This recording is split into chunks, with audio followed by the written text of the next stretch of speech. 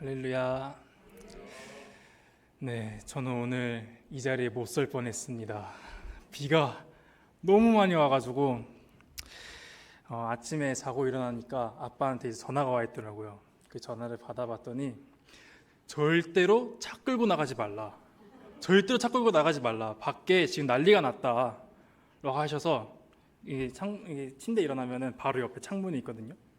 창문을 열어보니까 도로에 무슨 강물이 흐르듯이 진짜 흙탕물이 막 쏟아져 내려가고 있더라고요. 그래서 오늘 설교인데 오늘 설교하러 가야 되는데 정말 큰일 났다 하고 있었는데, 그래도 비가 조금씩 이제 잦아들더니 그래도 물이 조금 멈추더라고요. 그래서 결국에는 차는 못 끌고 전철 타고 이렇게 왔는데, 오늘 우리 이렇게 소요리 문답 82문에서 84문을 가지고 함께 나누려고 해요. 우리는 이제 그 전에 이제 소요리 문답 39문부터 이제 81문까지 해가지고 하나님이 사람에게 요구하시는 의무, 그 의무에 대해서 살펴봤어요. 소요리 문답은 성경 전체를 아우르며 하나님의 사랑과 그리고 이웃 사랑으로 요약된 10계명이 우리 삶 속에서 어떻게 구체적으로 적용되는지 교훈해 주었어요. 그 교훈을 통해서 성경이 신자에게 요구하는 삶이 포괄적이면서도 매우 구체적이라는 사실을 확인할 수 있었어요. 그런데 성경은 이 하나님이 우리에게 무엇을 요구하시는지, 무엇을 말씀하시는지에 끝나지 않아요. 거기서 끝나지 않고 성경은 이 요구에 부응하기 위해서 애쓴, 몸부림친 사람들의 이야기를 통해서 우리 인간의 한계와 노력, 그리고 실패와 극복이 어떤 과정을 통해 이루어졌는지 우리에게 보여주고 있어요. 그러면 이제 이 율법을 우리가 완전하게 지킬 수 있는지, 사람이 하나님의 말씀을 온전하게 지킬 수 있는지 함께 나누고 알아보려고 해요. 여러분, 사람은 본래 선한 상태였을까요? 아니면 처음부터 악한 상태였을까요? 네, 뭐라고 들렸는데, 네, 선한. 네, 맞아요. 본래 사람은 하나님께서 죄라는 것을 모르게, 죄가 없는 상태의 그런 사람으로 창조를 하셨어요. 우리 창세기 1장 27절 한번 같이 읽어볼까요? 시작. 하나님이 자기 형상 곧 남자와 여자를 창조하시고. 아멘. 하나님은 자신의 형상대로 사람을 창조하셨어요. 그렇기 때문에 본래 사람은 선한 존재였어요. 그 아무것도 묻지 않은 선한 존재였어요. 그러나 이 첫사람 아담이 하나님과 맺었던 행위 언약이라는 게 있거든요. 이 행위 언약을 선악과를 먹음으로 결국에는 그 언약이 파기가 되면서 우리 인간은 타락하게 되었어요. 여러분, 사람은 누구나 자기 자신을 바라볼 때 의외로 관대하게 바라본다고 해요. 거울 앞에서 이제 주름이나 자신의 몸에 있는 흠을 숨기고 싶어 하듯이 마음의 거울 앞에서도 자신의 잘못과 부족함을 가리고 싶은 마음들이 있다라고 해요. 우리는 우리 자신이 나는 괜찮은 사람이야 라고 생각하면서 살아가기도 해요. 왜냐하면 저도 좀 전까지 그런 사람이라고 생각했기 때문이에요. 그래, 나 정도면 좋은 사람이지, 괜찮은 사람이지 라고 저도 이제 가끔 생각할 때가 있어요. 나는 나쁜 사람이 아니야. 내가 사람을 죽인 것도 아니고, 내가 감옥에 다녀왔던 사람도 아니고, 남에게 피해 준 적도 없어. 나는 교회에 다니고 있고 교회에서 봉사도 하고 있으니까 나는 괜찮아, 나는 괜찮은 사람이야 라고 생각하실 수도 있어요. 그러나 성경은 오늘 우리에게 전혀 다른 관점을 제시해주고 있어요. 성경은 우리를 다른 사람과 비교하지 않고 오로지 하나님의 거룩하심과 우리 사람을 비교하고 있어요. 우리는 완전하게 하나님의 율법을 지킬 수 있을까요? 지킬 수 있는 사람이 있을까요? 이 세상에? 우리 80억이라는 인구 중에서 저는 없다고 봐요. 우리 로마서 3장 10절 아까 읽었지만 한 번 더 같이 읽어볼까요? 시작. 기록된 바 의인은 없나니 하나도 없으며. 아멘. 사도 바울은 로마서에서 기록된 바 의인은 없나니 하나도 없다라고 말하고 있어요. 우리는 모두 죄 아래에 있다고까지 말하고 있어요. 바울은 하나님의 법을 완전히 지켜서 그분 앞에 당당하게 설 수 있는 사람은 단 한 명도 없다고 선언하고 있는 거예요. 성경은 조금 착한 사람과 조금 나쁜 사람을 나누고 있지 않아요. 하나님의 완전한 거룩 앞에서 모두가 동일하게 죄인이다라는 것을 우리에게 알려주고 있어요. 오늘 우리는 이 웨스트민스터 소요리 문답 82문에서 84문 이 문답을 가지고 우리의 영적 실상을 살펴볼 것이에요. 이 말씀 앞에서 스스로의 의의를 내려놓고 오직 하나님의 은혜만을 붙드시는 시간이 되시길 바랍니다. 우리 82문답 함께 같이 읽어보겠습니다. 82문입니다. 사람은 하나님의 계명들을 완벽하게 지킬 수 있으니까. 답 같이 읽겠습니다. 어떤 사람도 타락 이래로 금생에서 하나님의 계명들을 행동으로 계명들을 어깁니다. 좀 전에 앞에서 얘기했듯이 우리 인간은 첫사람 아담의 타락으로 인해서 이 세상에서 살고 있는, 숨쉬고 있는 모든 사람은 그 누구도 이 생에서 하나님의 계명을 완전히 지킬 수 없게 되었어요. 인간이 어느 정도로 타락했냐고 나와 있냐면 우리 성경에서 그 모습을 찾아볼 수 있거든요. 창세기 6장 5절과 시편 14편 1절에 나와 있는데 우리 한번 같이 읽어보도록 하겠습니다. 창세기 6장 5절입니다. 여호와께서 사람의 죄악이 세상에 가득함과 그의 마음을 생각으로 항상 악합뿐임을 보시고 시편 14편 1절입니다. 어리석은 자는 그의 마음에 이르기를 하나님이 없다 하는도다.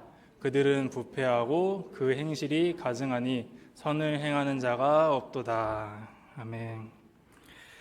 이 창세기 6장은 하나님께서 이 세상의 악함을 보시고 사람을 창조하셨던 것을 후회하셨던 그리고 고민하셨던 모습을 우리에게 보여주고 있어요. 하지만 하나님은 그 시대의 의인이었던 노아를 선택하셔가지고 노아를 통해서 하나님께서 이 물로 세상을 심판하신 후에 새로운 시대를 만들어 가시려고 하셔요. 하지만 이 인간 안에 있는 그 죄, 아담이 지어서 우리에게 전가되었던 그 죄는 사라지지 않았어요. 시편 14편은 다윗이 쓴 시예요. 이 시에서도 어리석은 자의 마음에는 하나님이 없고 그 행실이 가증하고 선을 행하는 자가 없도다 라고 다윗은 얘기하고 있어요. 그 정도로 우리 인간은 하나님께서 보시기에는 죄인일 뿐이라는 것입니다. 로마서 3장에서 모든 사람이 죄를 범하였음에 하나님의 영광에 이르지 못했다라고 말해주고 있어요.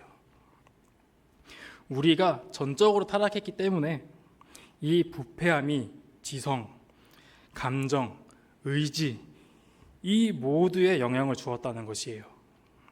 스스로 하나님의 계명을 완전히 지킬 수 없게 되었다라고 성경은 얘기하고 있어요.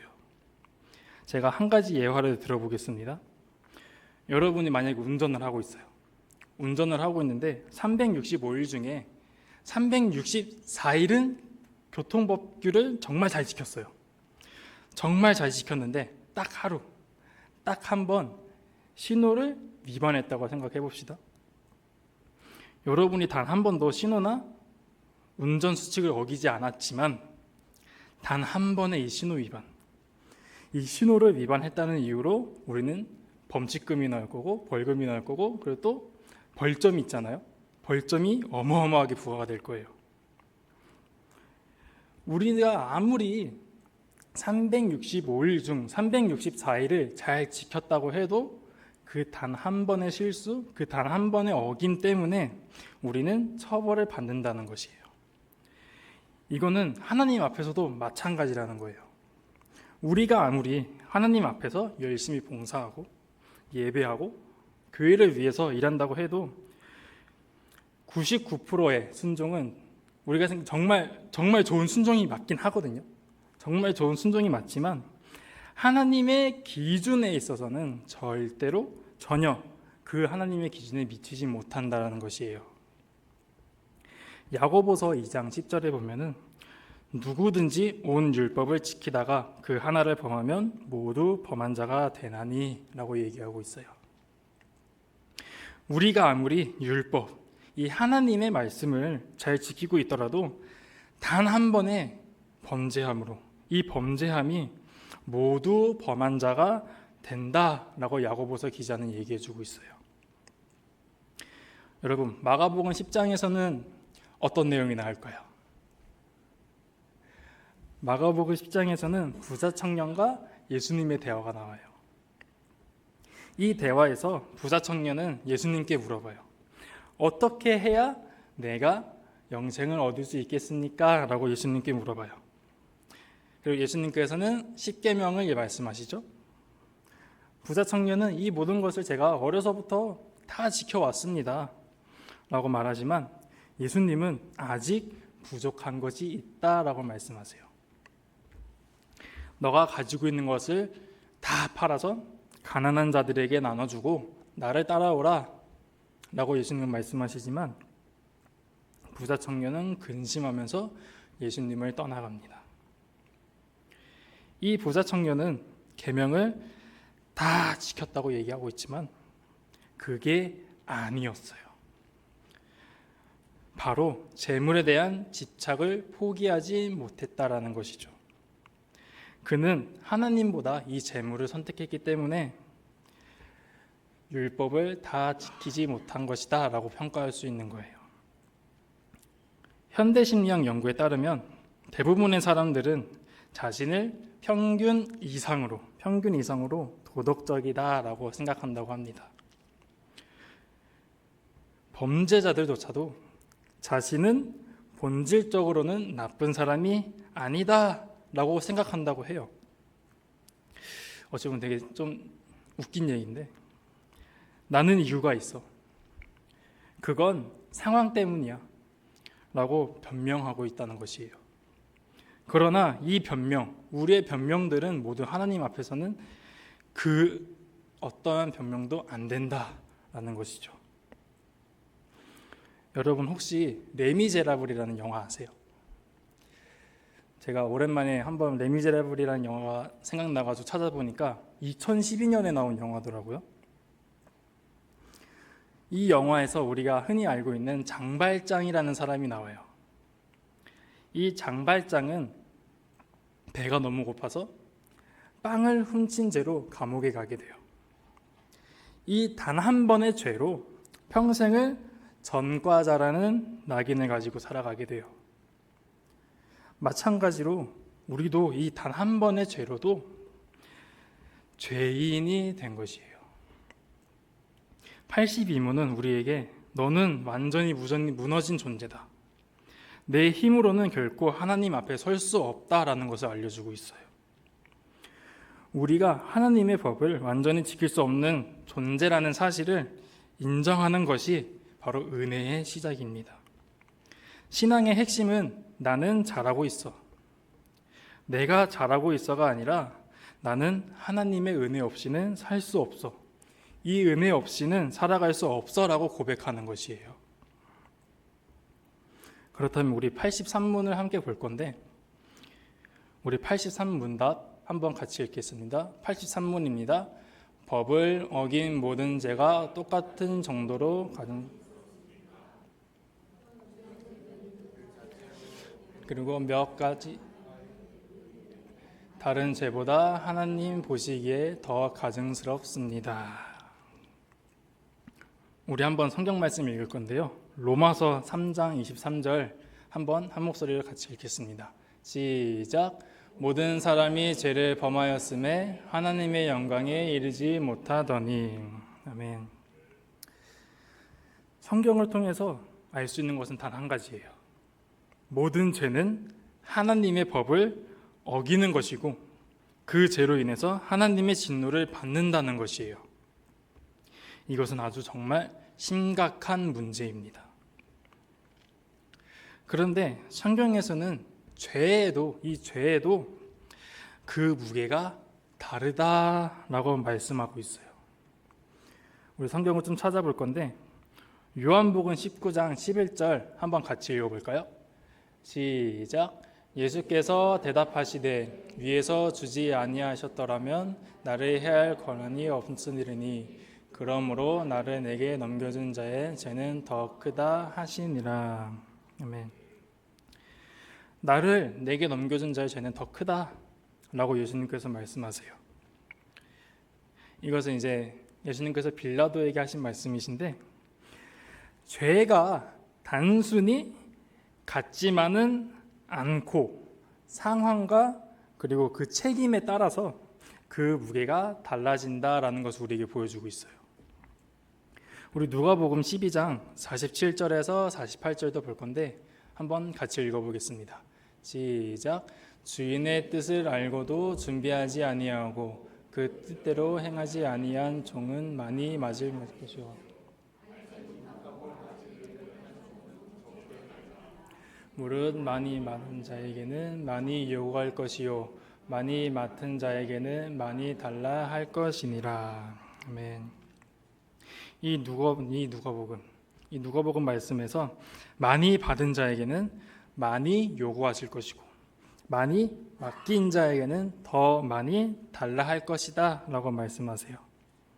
이는 하나님께서 우리 책임과 그 역할에 따라서 지은 죄들을 평가하실 것이다 라고 말씀하시는 거예요.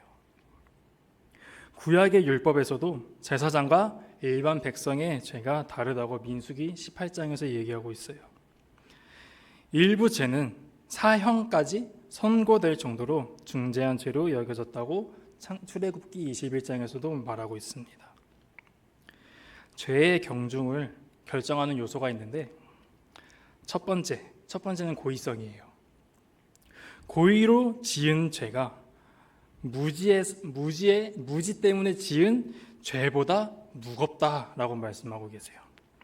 히브리서 10장에서는 진리를 알면서도 계속 죄를 짓는 자에게는 심판이 무겁다라고 말씀하세요.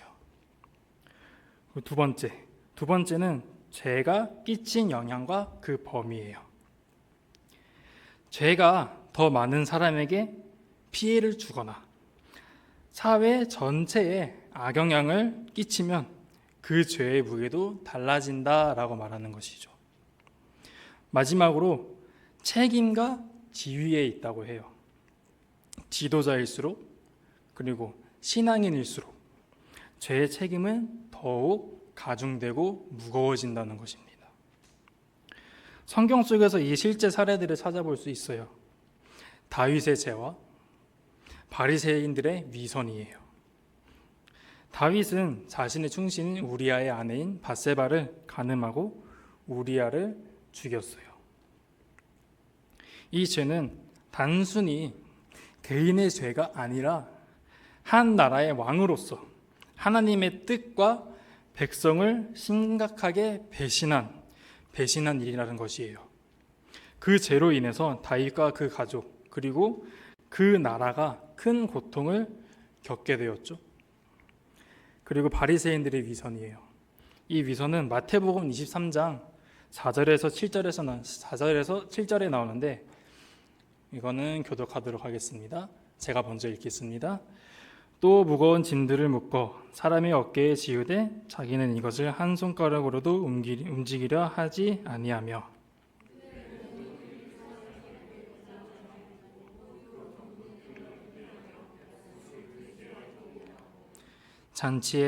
잔치의 윗자리와 회당의 높은 자리와 시장에서 문안 받는 것과 사람에게 랍비라.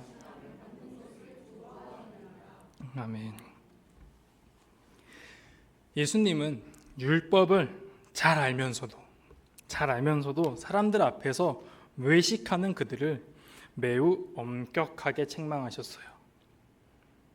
그들은 죄의 무게를 알면서도 고의적으로 그 자신들의 행동을 계속해서 해왔기 때문이에요.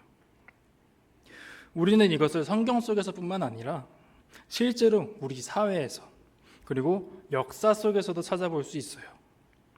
여러분, 히틀러의 전쟁 범죄와 우리 일반 시민이 지은 죄, 어떤 것이 더 무거울까요? 바로 히틀러가 지었던 그 전쟁 범죄가 정말 더 무겁겠죠. 히틀러는 수백만 명의 생명을 앗아갔던 그 전쟁 범죄를 저질렀어요. 이 죄는 개인의 사소한 범죄와는 당연히 비교할 수 없을 정도로 무거워요. 그렇기 때문에 일반 법정에서 그는 심판받은 것이 아니라 국제사회가 그를 심판했어요. 그리고 경찰의 폭행과 일반인의 폭행도 정말 다릅니다. 공권력을 가진 경찰이 폭행을 저지르면 사회적 신뢰를 깨뜨리는 중대한 상황이에요. 하지만 일반인의 폭행은 상대적으로는 그 죄가 무게가 덜할 수 있다라는 것이죠. 그리고 세 번째, 재정 담당 공무원의 횡령과 일반 사람의 절도 행위, 이것도 정말 다르다고 해요. 공적인 위치에서 횡령을 저지르면 공공적인 신뢰를 크게 훼손하는 죄죠. 그렇기 때문에 단순한 일반인들의 절도보다는 더 큰 죄로 여겨진다라고 말하고 있어요. 이 83문에서는 우리에게 주는 교훈은 작은 죄라도 가볍게 생각해서는 안 된다라고 말씀하고 있어요. 히브리서 2장에서는 더욱 조심하여 우리가 들은 구원의 말을 버리지 말라라고 권면하고 있어요. 작은 죄가 쌓이면 양심이 무뎌지고 더 큰 죄로 이어질 수 있기 때문이에요. 성령님께서 주시는 이 죄책감을 귀히 여겨야 합니다. 죄책감은 하나님이 우리에게 주시는 경고적인 신호이자 회개와 변화로 나아가는 그 첫걸음이에요. 그 세 번째, 죄를 깨닫는 즉시 회개해야 한다는 것이죠. 요한일서 1장 9절에 보면은 만일 우리가 우리 죄를 자백하면 그는 미쁘시고 의로우사 우리 죄를 사하시며 우리를 모든 불의에서 깨끗하게 하실 것이요 라고 말씀하고 있어요. 우리의 죄를 자백하면 하나님은 우리의 죄를 용서하시고 모든 불의에서 깨끗하게 하신다라고 말씀해 주시고 있어요. 타인을 판단할 때 하나님이 판단하신다는 것을 그 기준을 기억해야 해요. 죄의 본질은 같지만 그 무게와 책임은 다릅니다. 함부로 남을 정죄하거나 무조건 용서하기보다는 지혜롭게 사랑과 공의를 실천해 나가야 해요. 무엇보다도 하나님 앞에서 겸손히 서야 합니다. 하나님은 공의로우시며 그와 동시에 자비로우신 분이에요. 우리는 그의 공의와 자비를 믿으면서 하나님 앞에서 겸손하게 서야 하고 살아가야 합니다. 그럼 우리 마지막 84문답 한번 같이 읽겠습니다. 84문입니다. 시작. 각 죄는 어떤 보응을 받습니까? 답입니다. 하나님의 진노와 저주를 금생과 내생에서 받습니다. 아까 처음에 말했듯이 우리 인간은 태어날 때부터 하나님과 멀어진 상태, 즉 원죄를 가지고 있는 상태에 있다라고 말했죠. 로마서 5장 12절에 보면은 그러므로 한 사람으로 말미암아 죄가 세상에 들어오고 죄로 말미암아 사망이 들어왔나니 이와 같이 모든 사람이 죄를 지었으므로 사망이 모든 사람에게 이르렀느니라 라고 말씀하고 있습니다. 한 사람으로 인해서 죄가 세상으로 들어왔고 그 죄로 인해서 사망이 왔다라고 얘기해요. 아담, 그 한 사람의 죄가 모든 인류에게 영향을 끼쳤다라는 것이죠. 하지만 여기서 끝이 아니에요. 우리가 이 세상을 살아가면서 직접 짓는 죄들도 심판받아야 한다는 것이에요. 히브리서 9장에서는 한 번 죽는 것은 사람에게 정해진 것이고 그 후에는 심판이 있을 것이다 라고 말하고 있어요. 결국에는 죽음 이후에는 우리 각자의 삶과 그 행위에 따라서 심판을 받는다라는 것이죠. 요한계시록 20장 12절은 우리 한번 같이 읽겠습니다. 시작. 또 내가 보니 죽은 자들이 큰 자나 작은 자나 그 보좌 앞에 서 있는데 그 생명책이라 죽은 자들이 자기 행위를 따라 책들에 기록된 대로 심판을 받으니. 네, 계시록 20장 12절은 죽은 자들이 자기 행위를 따라 그 행위에 따라서 책들에 기록된 대로 심판을 받을 것이다 라고 분명하게 우리한테 말하고 있어요.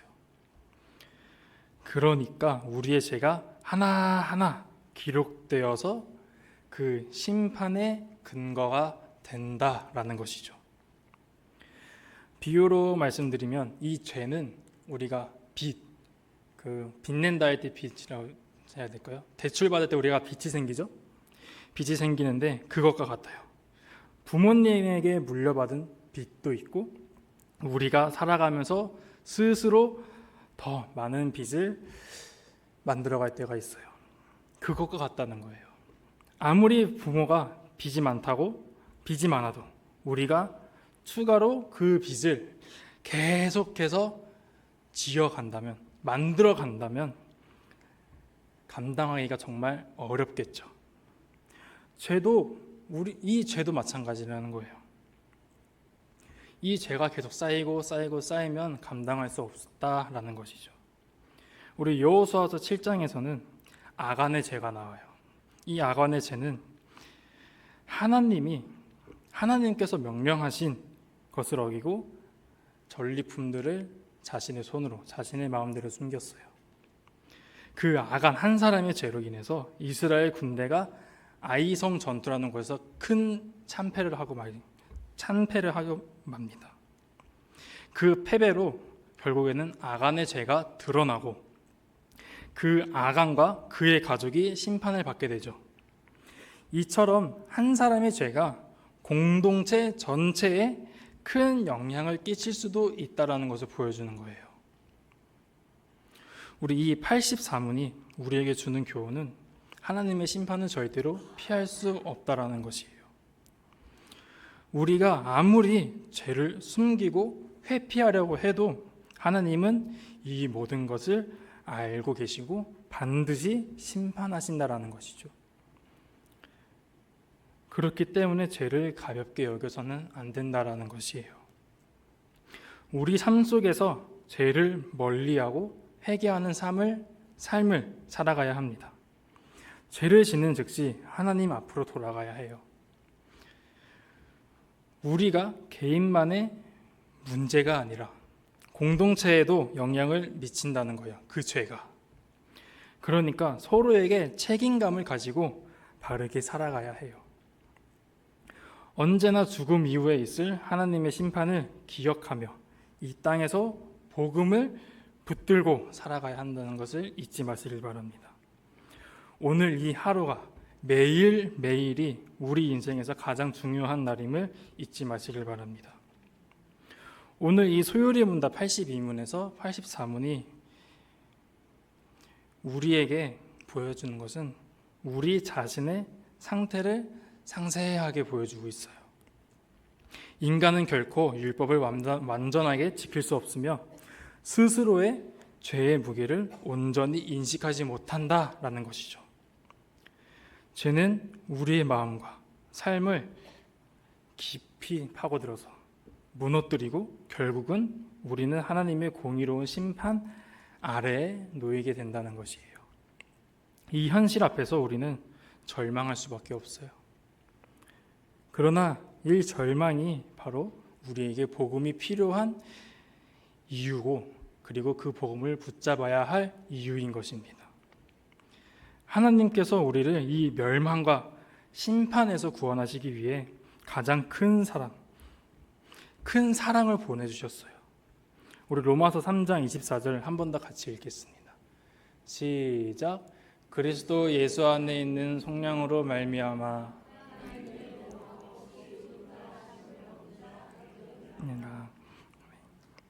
로마서 3장에서는 이렇게 선포해요. 하나님의 은혜로 값없이 의롭다 하심을 얻은 자가 되었느니라 라고 선포하고 있어요. 그것도 그리스도 예수 안에 있는 속량으로 말미암아라는 것이죠. 하나님께서 독생자 예수 그리스도를 이 세상에 보내셔서 우리의 죄를 대신 짊어지시고 십자가에서 하나님의 진노를 받으셨어요.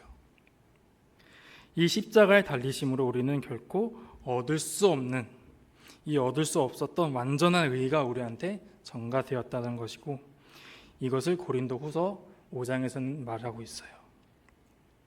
이 놀라운 은혜 앞에 우리는 겸손하게 서 있어야 합니다. 바리새인들처럼 자신의 의를 자랑하거나 율법을 스스로 지키려는 그 교만을 버려야 해요.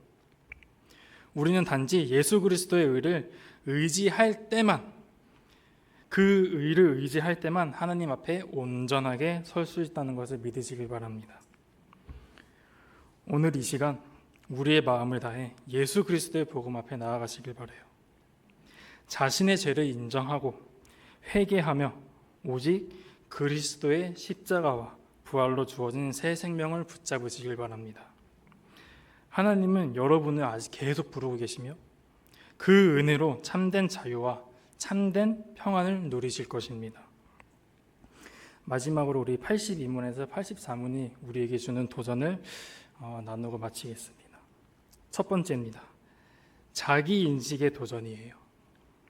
우리는 스스로 얼마나 죄인인지, 얼마나 율법을 완벽히 지키지 못하는 존재인지를 철저히 인정해야 합니다. 자신의 의로움이나 선함에 안주하지 말고 하나님 앞에서 겸손히 자신의 상태를 직시하는 용기를 가지시길 바랍니다. 두 번째, 죄의 심각성과 다양성에 대한 도전이에요. 죄는 모두 나쁘지만 그 죄마다 무게와 책임이 다릅니다. 자신뿐 아니라 타인의 죄를 대할 때에도 경솔하거나 무관심하지 않고 죄의 본질과 상황을 올바르게 판단하며 그 책임감을 가져야 합니다. 세 번째, 하나님의 공의로운 심판 앞에 서는 도전이에요. 하나님은 공의로우시고 죄에 대해서는 반드시 심판하세요. 우리는 이 심판을 피할 수 없다는 이 엄중한 현실을 깨닫고 두려움과 경외심으로 하나님 앞에 서야 합니다. 네 번째, 복음 앞에 나아갈 도전이에요. 절망 가운데서도 그 복음만이 우리를 구원하는 유일한 소망임을 붙잡아야 합니다. 자신의 힘과 의가 아닌 오직 예수 그리스도의 십자가와 그 의로움에 의지하며 삶의 주인이신 그분께 온전히 나아가는 결단이 필요합니다. 다섯 번째입니다. 민감한 양심과 회개의 삶에 대한 도전이에요. 죄는 성령님께서 주시는 죄책감을 귀하게 여기며 즉각적인 회개로 반응하는 민감한 영적 감각을 잃지 말아야 합니다. 죄에 묻어지지 않고 날마다 정결한 삶을 살아가기 위해서 힘써야 해요. 마지막으로 공동체 안에서의 책임과 사랑의 도전이에요. 죄는 개인만의 문제가 아니라 공동체에도 큰 영향을 끼칩니다. 서로의 연약함을 돌보고 교회와 사회에서 바른 사랑과 책임감을 가지고 세워나가는 성숙한 신앙인이 되어가는 저와 여러분이 되시길 소망합니다.